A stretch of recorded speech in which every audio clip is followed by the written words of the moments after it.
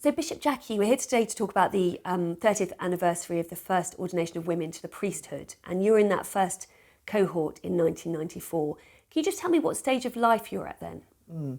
So I started exploring vocation to ministry in the Church of England in my late 20s, and it had taken a little while to meet with the right people, come to fruition. So I'd been through that. I'd been to a selection conference, and I'd been trained, and then I was ordained as a deacon in the summer of 1992. So not knowing what would happen about whether women could be ordained as priests, because that vote then went through in the November of 1992. So I was in my second year of curacy.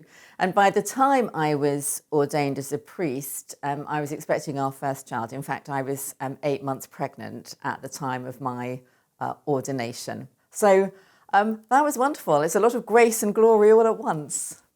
And what was the ordination service like when it finally came?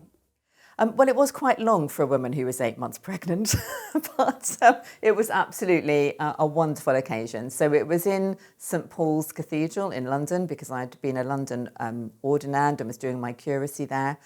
There was still quite a lot of opposition to women being ordained as priests. So one of the things that was happening was that there was a lot of media interest, of course, but there was also somebody who was trying to stop the service from going ahead on legal grounds. So we weren't completely sure it would go ahead until we were all there and processing in. It was glorious. St Paul's was absolutely packed, but there was, and I think I've told this story before, but there was somebody who was allowed to object during the service, because there's a moment when the whole congregation is asked, is it your will? Having heard all of these things, is it your will that these people are ordained? And somebody was allowed to stand up and say, no, it isn't. And they were allowed to state their objections.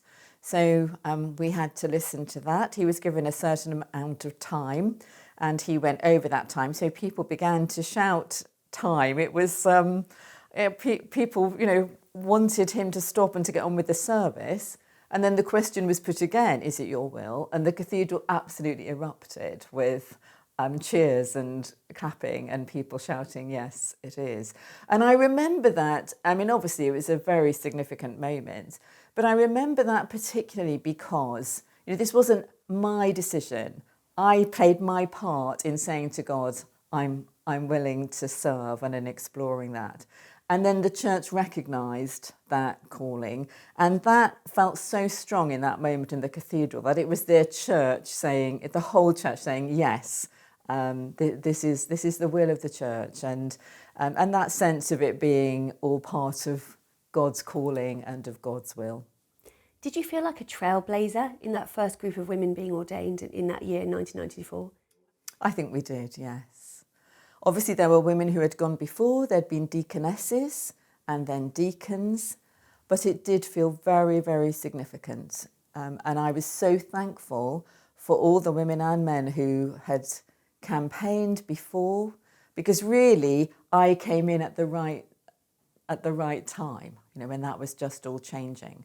But that was built on so many years of people pushing at that door until it finally opened. So it did. I don't know that I personally felt like I am trailblazing, but that together this was a historic and very significant moment. And you've gone on to become, in the sort of first generation, let's call it, of women bishops. How does that feel to you?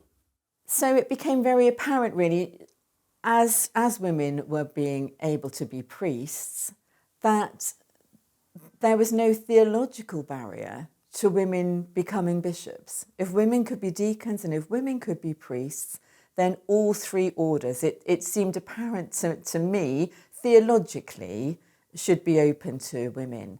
But it took another 20 years before that became a reality and a possibility. And, in the end, we did get there, admittedly, after some very painful times, really. It's amazing to live through that and then to be invited to take up an episcopal role has been extremely fulfilling.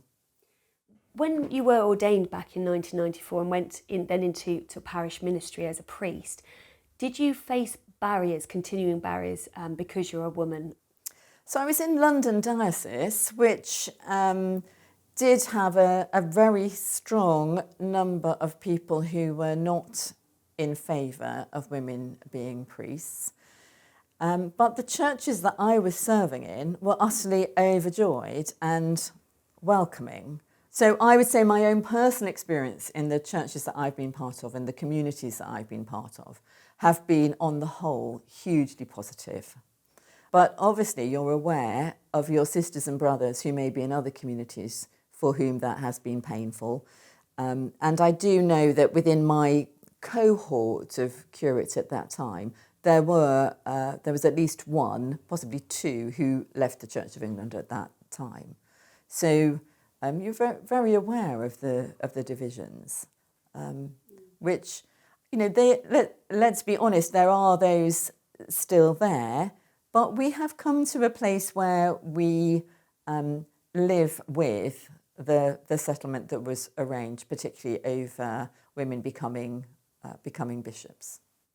Now, back in 1994, the idea of a woman priest was quite a novelty, but there has been change over the last 30 years.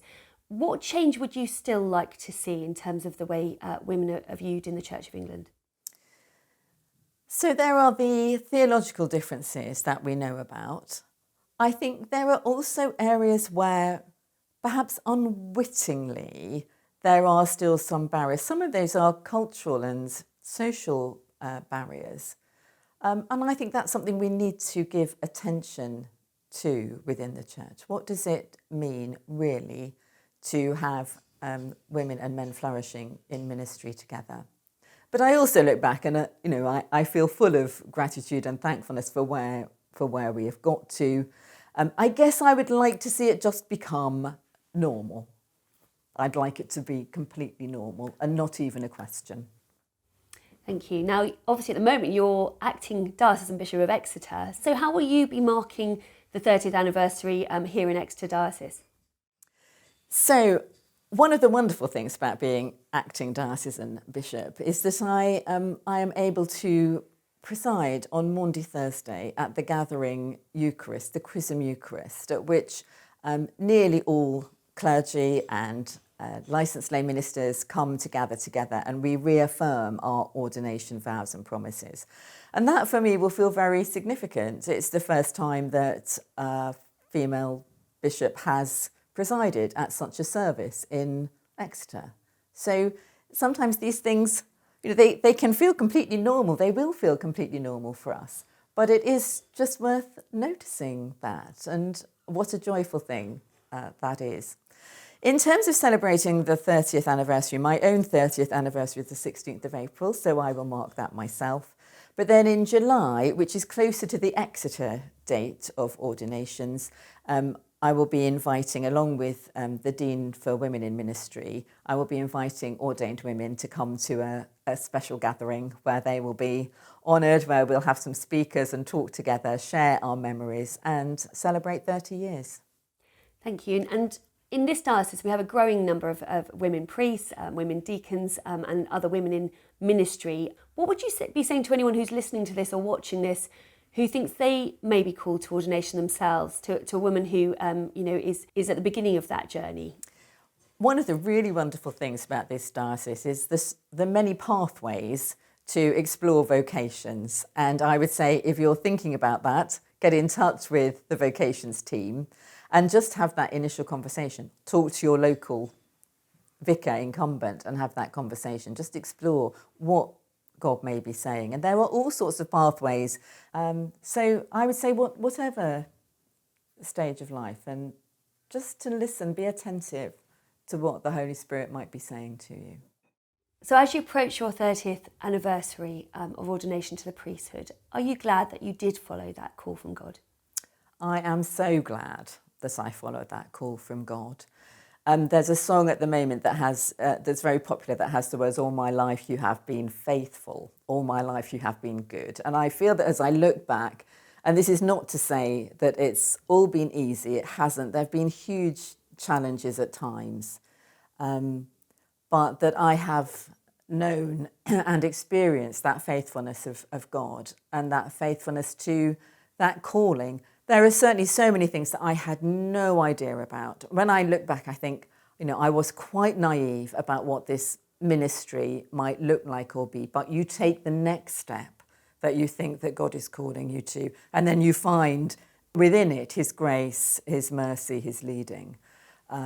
So yes, as I look back over the last 30 years, I am so glad that I took that step, and I'm grateful to God and to all those who have walked with me, supported places where I've ministered and grown in that calling, including being here.